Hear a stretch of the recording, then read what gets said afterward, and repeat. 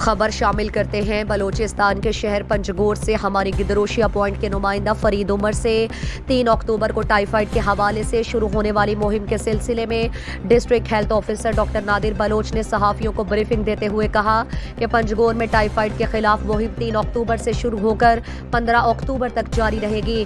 مہم کے دوران محکمہ صحت کی ٹیمیں 8 یونٹ کاؤنسلوں تصب، ایراب، خدا بدان، گرم کان، وشبود، ملک آباد، چتکان، ایسٹ 1 اور 2 میں جا کر بچوں کو ٹائیفائڈ سے بچاؤ کے لیے ویکسینیشن اور ڈراپس پلائیں گے۔ انہوں نے کہا کہ ہمارا ٹارگٹ 32,060 ہے۔ مہم کے دوران 9 ماہ سے لے کر تا 15 سال تک بچوں کو ویکسین ڈراپس پلائے جائیں گے۔ انہوں نے کہا کہ اس حوالے سے 33 ٹیمیں تشکیل دی گئی جو کہ 8 یوسز میں جا کر کام کریں گی۔ انہوں نے کہا کہ مہم کے لیے MO 10 فرسٹ لیول سپروائزر شامل ہیں اور 2 سیکنڈ لیول کے ملازم بھی ساتھ ہوں گے۔